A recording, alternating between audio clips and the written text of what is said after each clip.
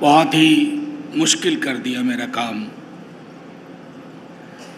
सबसे पहले तो द्वारकाधीश जी,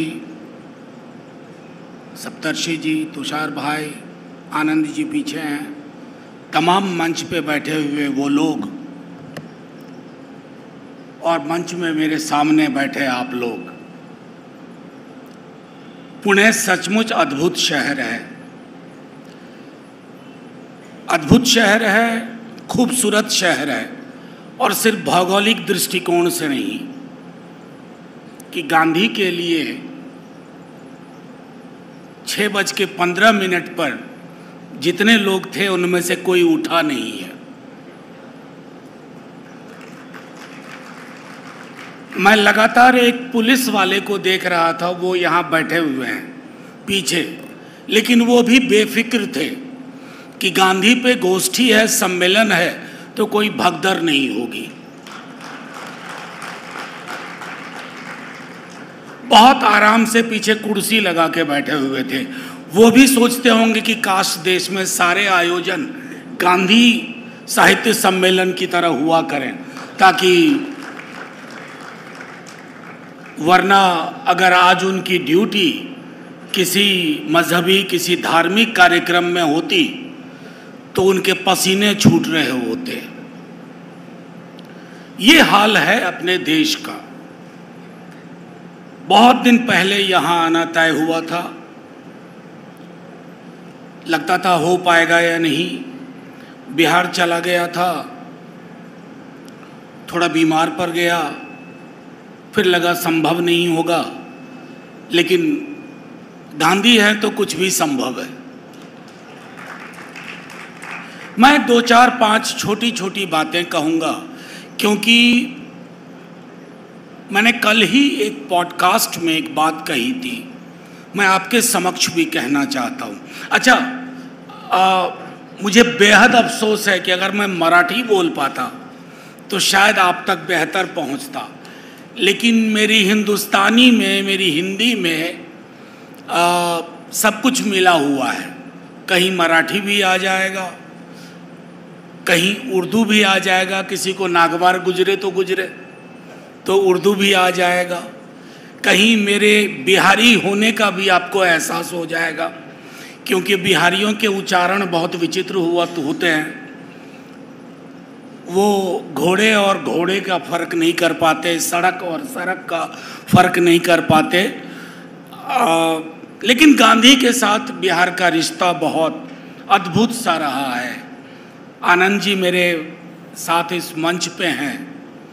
बड़ी चिरौरी के बाद बापू चंपारण गए थे। राजकुमार शुक्ल जी ने बड़ी इनती मिनती कई दफ़ा की, तब जा कर के गांधी जी चंपारण पहुँचे। तो बिहारियों का बापू के साथ रिश्ता चिरौरी का है, विनती का है, मिनती का है। तो उसी रिश्ते का एक ध्वजवाहक मैं आपके समक्ष हूँ।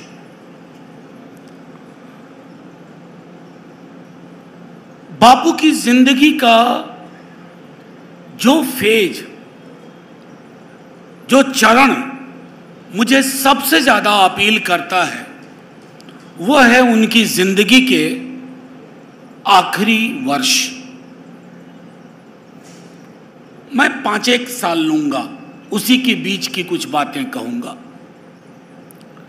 बातें क्या कहूंगा, आप जो जानते हैं वही बोलूंगा। लेकिन वो बोलने सुनने वाले लोग भी अब इस देश में कम होते जा रहे हैं। कम क्या कहूं, परिस्थितियां अगर नहीं बदली तो आप और हम जैसे लोग और इस मंच के जैसे लोग आने वाले दिनों में किसी संग्रहालय में पाए जाएंगे। इस देश में ऐसे जंतु भी हुआ करते थे जो गांधी के लिए चुपचाप बैठ करके सुनते थे, सर्वधर्म प्रेयर प्रार्थना सुना करते थे। हुआ क्यों कि नोआखली बापू गए। जब नोआखली से वापस आए, कई बातें जो मैं करूंगा उसमें कभी फ्लैशबैक में जाऊंगा, कभी अभी आऊंगा। तो हुआ यूं कि बापू जब आए तो उन्होंने अपनी प्रार्थना में थोड़ी तब्दीली की और प्रार्थना सभा में जो भजन बजता था वो था पहले भजमन प्यारे सीताराम। उन्होंने कहा कि नहीं, अब उसके साथ साथ भजमन प्यारे राम रहीम, भजमन प्यारे कृष्ण करीम। अच्छा हुआ बापू चले गए, आज के दौर में होते तो यूए पीए भी लग सकता था। क्यों मैं कह रहा हूं ये बात? अतिशयोक्ति में नहीं कह रहा हूं, अतिरेक में नहीं कह रहा हूं। हाल ही में एक किताब पढ़ी, कल वहां आनंद जी का भी जिक्र हो रहा था। कृष्ण कुमार जी शिक्षाविद हैं, बहुत बड़े, मेरी यूनिवर्सिटी से रिटायर्ड हुए। उन्होंने किताब लिखी थैंक यू गांधी, वो हिंदी में भी आ रही है।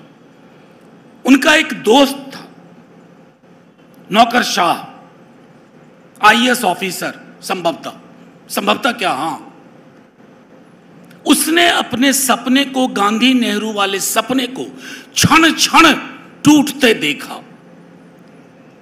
वो मध्य प्रदेश में कार्यरत थे, उन्होंने भोपाल को बदलते देखा। टूट गया वो आदमी। फिर कोविड आया, वो दुनिया को अलविदा कह गया। लेकिन एक नोट पर टूटा हुआ मन जब दुनिया से जाता है तो निराशा देके जाता है। टूटे हुए मन से मुन्ना नाम का वो व्यक्ति दुनिया से गया। ये इस देश में संभव है अब कि औरंगजेब, बाबर और तुगलक की बात करके, उनके पक्ष, उनके खिलाफ बोल करके आप सुर्खियां बटोर सकते हैं, आपकी तारीफ होती है, प्राइम टाइम डिबेट होता है। लेकिन गांधी जी के हत्यारों के महिमा मंडन करने वाला वो भी संसद की दहलीज चढ़ता है, संसद की सीढ़ियां चढ़ता है। ये फर्क जो आया है इस देश में, आज तो नोआखोली वाले, और तब के बिहार, मैं नोआखोली मैंने नहीं देखा, मेरा जन्म बहुत बाद में हुआ, मैंने बिहार भी तब का नहीं देखा। मैंने पढ़ा है नोआखोली, मैंने पढ़ा है बिहार, लेकिन मैं भोग रहा हूं आज के हिंदुस्तान का यथार्थ, आपके साथ, आपका सहकर्मी बनकर, आपका हमसफर बनकर। हम में से कितने लोग मुतमईन हैं कि ये परिस्थितियां बदल जाएंगी? मैं आपके बीच आता हूं तो लगता है कि नहीं, अगली बार संसद जाऊंगा ना तो हैप्पी नोट पे बात करूंगा कि ये बदलाव होगा, ये मुल्क गांधी नेहरू का ही रहेगा। लेकिन उतने हैप्पी नोट कहां आते हैं, कहां आ पा रहे हैं हमारे पास? 30 जनवरी आती है, सोशल मीडिया पे ट्रेंड देखिए। मैंने कहा ना कि गांधी के हत्यारों का, बापू के हत्यारों का महिमा, आप बापू से असहमत हो सकते हैं, कई विषयों पे मेरी असहमति हो सकती है और है।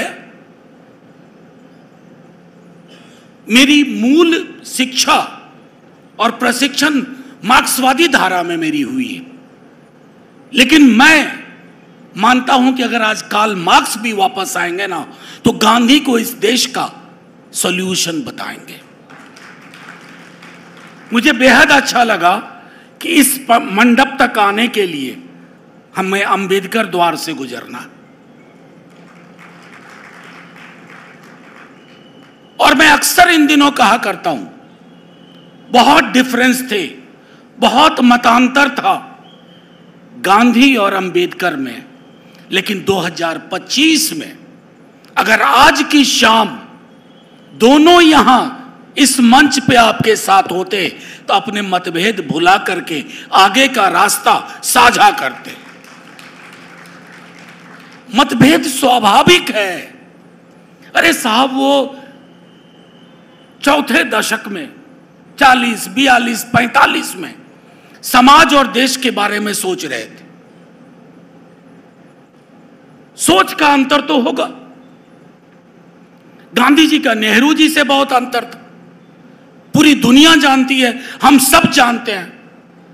लेकिन पीछे एक तस्वीर देखिए पलट करके, गांधी और नेहरू की, पलटिए थोड़ा पीछे घूम के देखिए, वो एक तस्वीर है किनारे में। लग नहीं रहा उस तस्वीर को देख करके कि गांधी जी ने कोई चुहल की है और नेहरू जी रंगे हाथ पकड़े गए। ये हुआ करते हैं रिश्ते। आज के बड़े से बड़े नेता की ऐसी तस्वीर मुझे दिखा दीजिए, आपको ढूंढे नहीं मिलेंगी। सब अपने अपने अहंग और अपने अपने वहम के शिकार हैं। किसी को लगता है कि उसके आने से पूर्व अंधेरा था, उसके जाने के बाद सन्नाटा हो जाएगा। ना, ये देश बहुत बड़ा है, हमारी सभ्यता बहुत बड़ी है, हमारी चुनौतियां भी उतनी ही बड़ी हैं। लेकिन जब पूरे देश में नोआखली और बिहार जैसे तब के हालात हो जाएं, तो गांधी के पास ही जाना होगा। मेरी नजर में गांधी से बड़ा धार्मिक व्यक्ति कोई नहीं हुआ, हम में से कोई नहीं।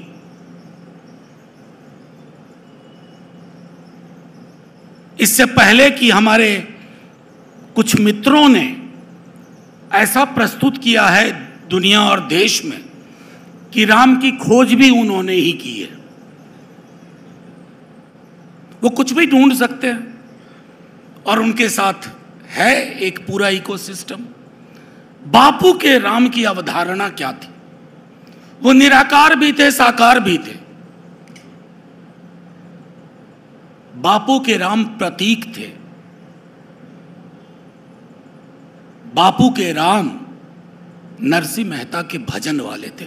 वैष्णव जन तो तैने कहिए, पीर पराई जाने रे। और जिस राम की अवधारणा पर आप धर्म नहीं सियासत कर रहे हैं, हमारे उस राम को कभी बापू के राम के साथ, अपने उस राम को हमारे बापू के राम के समक्ष रख के देख लीजिए। तो ये देश, इस देश की चुनौतियां आज के दिन, माफ कीजिएगा, जब इस तरह के आयोजनों में आता हूं तो लगता है इस तरह के आयोजन और होने चाहिए। आखिर क्यों नहीं हो पा रहे? इस तरह के आयोजनों की सबसे खास विशेषता होती है कि लोग एक दूसरे से बात करते हैं। आज हमने बात करना बंद कर दिया। इन दिनों एक चीज और भी करता हूं। अच्छा, मेरा तार टूटा सा जा रहा है, तो तार बिछाने का काम आपका, मेरा काम है मैं कुछ कुछ चीजें कह दूंगा, आप उसमें तारतम्य ढूंढ लीजिएगा। 30 जनवरी 1948, हम सब जानते हैं गांधी जी की उस दिन हत्या हुई। वो उनकी शहादत का दिन है। बहुत लोग रोए, पूरा देश रोया। कल ही सुधीर चंद्रा जी का संस्मरण उनका पढ़ रहा था। गांधी पे बेहद खूबसूरत किताब लिखी है उन्होंने, गांधी एक असंभव संभावना। उनके घर में खाना नहीं बना। शायद लाखों परिवार होंगे जिनके घर उस दिन खाना नहीं बना, क्योंकि गांधी सबके थे। मैं एक बात जो मेमोरी में छूट गई, हम सबके घर में महाभारत रामायण हुआ करता था जब पैदा हुआ, लेकिन साथ ही गांधी भी हुआ करते थे। भगवान नहीं थे वो, दैवीय शक्तियां नहीं थी।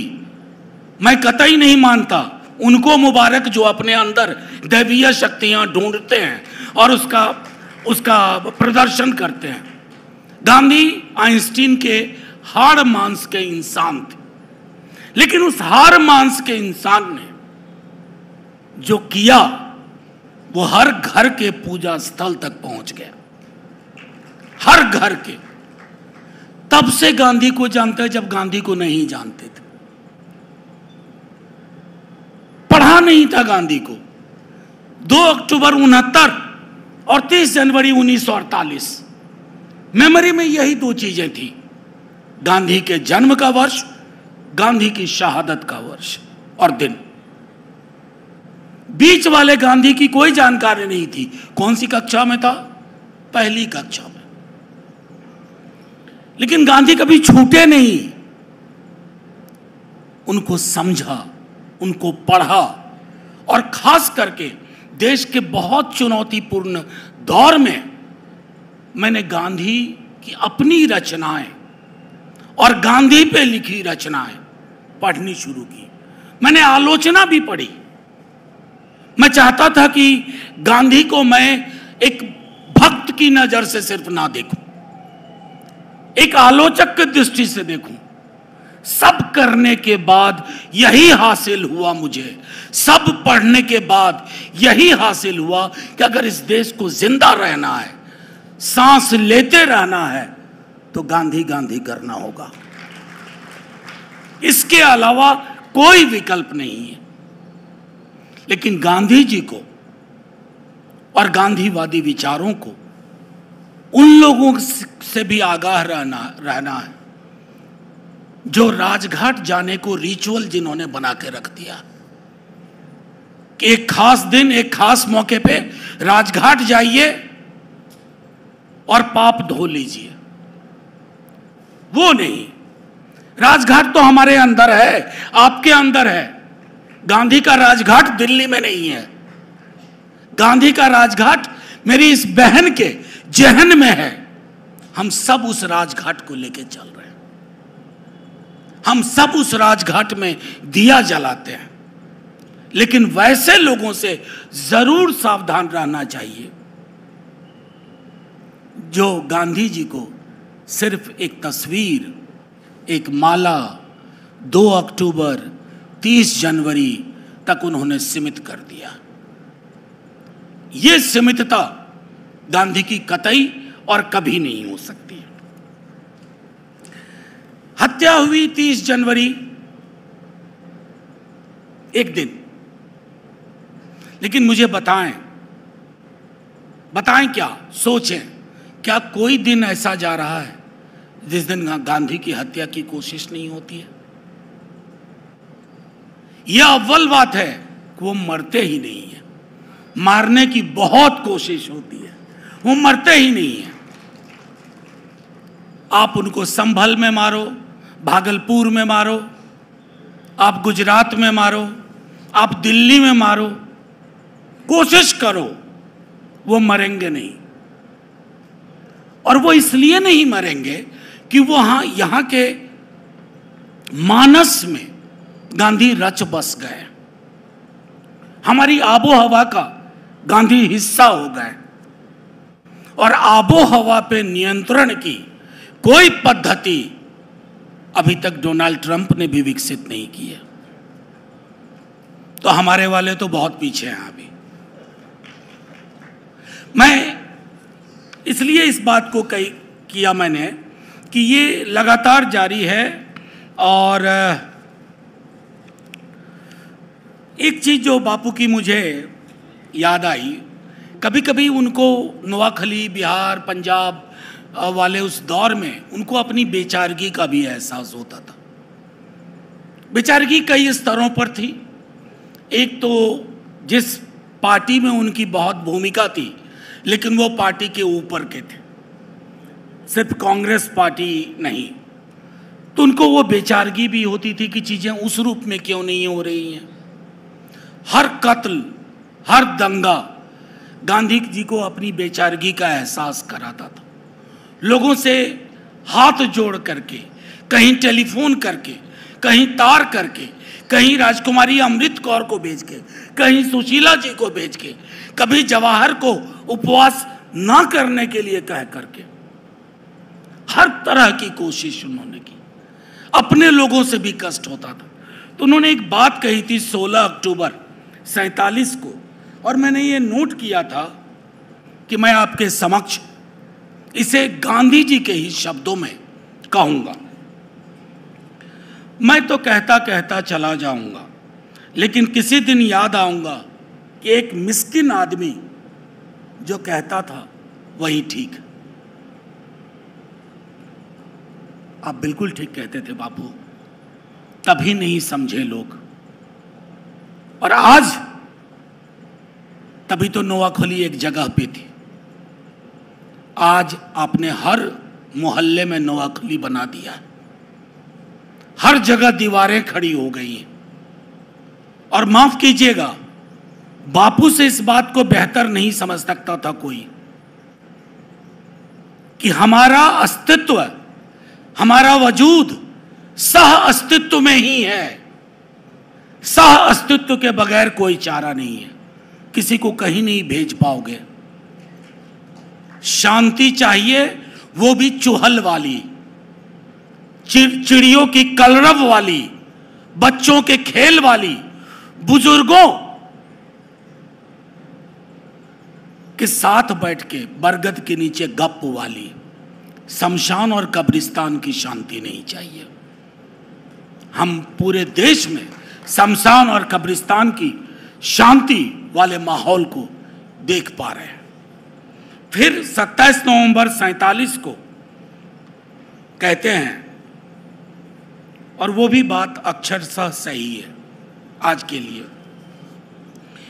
जो इंसान हैं और समझदार हैं वह इस तरह के वातावरण में साबुत नहीं रह सकते।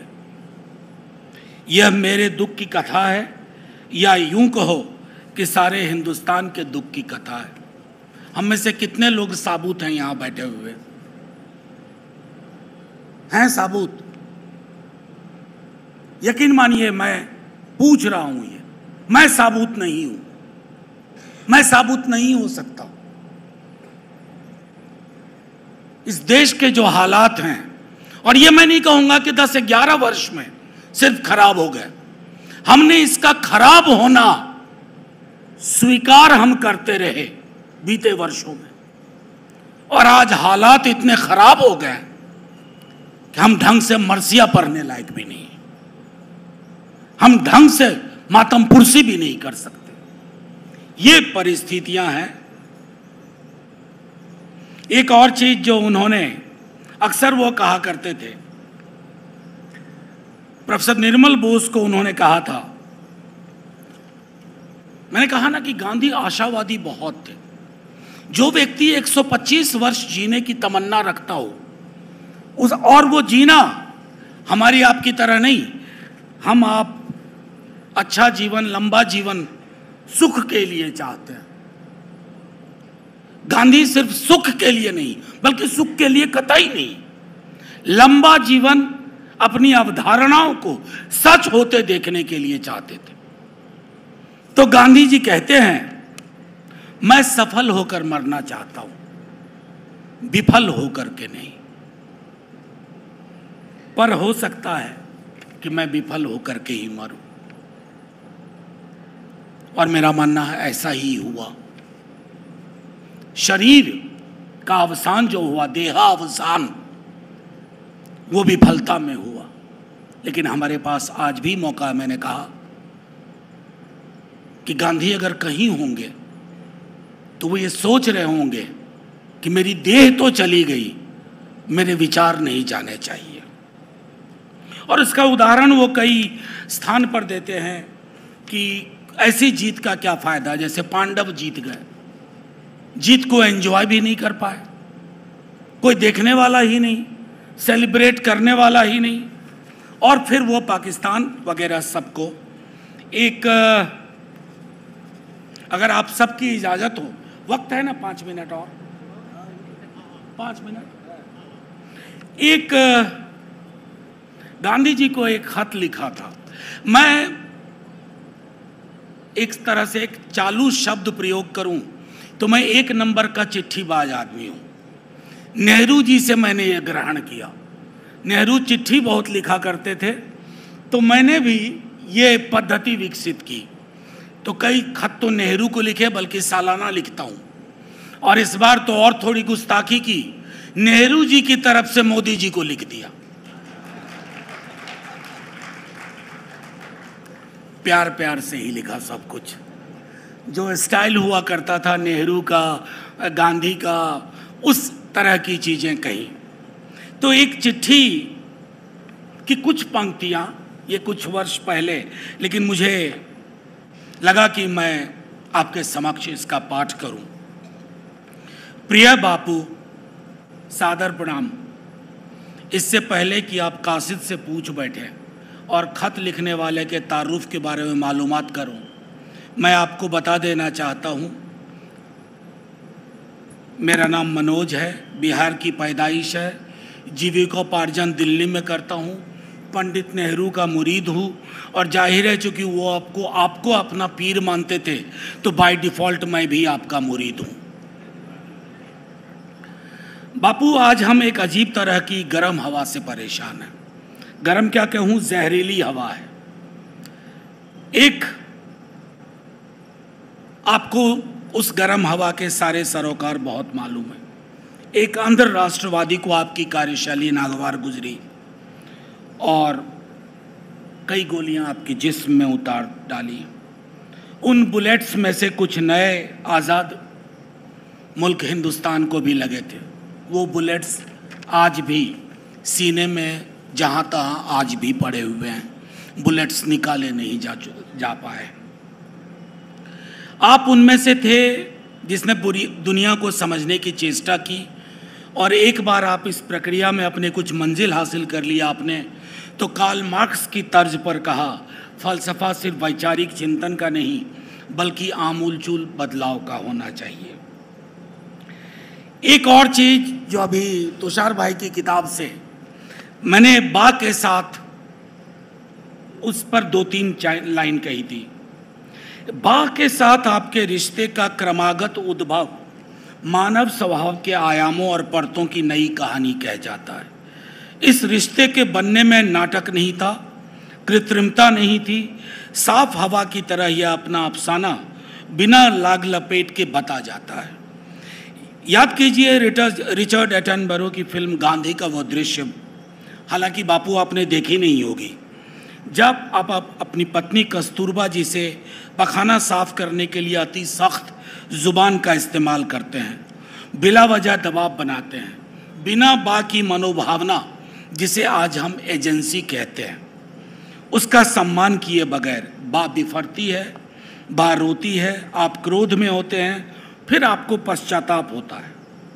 राजकुमारी अमृत कौर को सन 36 में लिखे एक खत में आप पुरुष स्त्री संबंधों के लिए गुलाम और गुलामी करने वालों के प्रतीक के रूप में लेते हैं।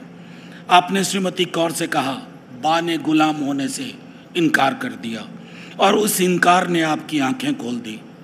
आपको एहसास हो जाता है कि अफ्रीका के एक क्रांतिकारी सत्याग्रही के अंदर भी पितृसत्ता के बीज हो सकते हैं।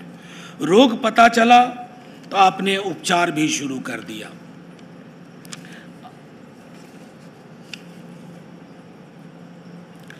बापू, इन दिनों हर दिन 30 जनवरी सा होता जा रहा है, इसलिए आप बहुत याद आते हैं। अब तो आप उन्हें भी याद आते हैं जो पाश्चात्य दर्शन से सराबोर होने के कारण तब आपको समझ नहीं पाए। आप जवाब दें ना दें, लेकिन आपको खत लिखने के क्रम में आपके ख्यालों का कुछ ही मिनटों के लिए सही सहयात्री हो पाया। आपका मनोज। ये चिट्ठी बड़ी लंबी थी, मैंने पूरी चिट्ठी पढ़ी नहीं, लेकिन एक बात और कहूँगा कि जब कभी कोई आपसे कहे, आजकल ना सिर्फ शिवाजी महाराज औरंगज़ेब को लड़ाने की ऐतिहासिक पात्रों के बीच में, बल्कि बाबा साहेब और गांधी जी और नेहरू जी और सरदार पटेल, आप सबसे आग्रह है, आप इसका प्रतिकार करें। ये झूठ का समाजशास्त्र और इतिहास गढ़ रहे हैं। भिन्नता मुझ में और तुषार भाई में नहीं है क्या? गला काट दें एक दूसरे का। भिन्नता मुझ में और सप्तर्षि जी में नहीं हो सकती है, क्या करें, गला काटे? ये लोग भिन्नताओं को सेलिब्रेट करते थे और इसलिए मैं कह रहा हूं असंभव नहीं है। अगर ऐसी कोई संकल्पना सच होने का वक्त होता कि ये सारे लोग गांधी, नेहरू, अंबेडकर, आजाद, पटेल वापस आते ना, तो एक प्रगतिशील मोर्चा बना लेते यहीं पुणे में। ये होता है ये होती है जिंदा सोच, ये होती है जिंदा सोच, ना कि उस तरह की सोच कि आपको अवाम सोचती हुई नहीं चाहिए, भेड़ बकरी के रूप में चाहिए। मैंने शायद ज़्यादा वक्त लिया, लेकिन मैं आप सबों का बेहद शुक्रिया अदा करता हूं सिर्फ एक कारण से, बाकी 100 कारण हो सकते हैं। आज के दौर में पूरे देश में जाता हूं, इतने मनोयोग से एक ऐसे व्यक्ति को सुनना जिसकी जानकारी आपसे विलग नहीं है, गांधी के लिए, गांधीवाद पे साहित्य सम्मेलन में, यकीन मानिए लोग लाख कोशिश कर लें, हम कटेंगे नहीं, हम बटेंगे नहीं। थैंक यू सो मच, शुक्रिया, जय हिंद।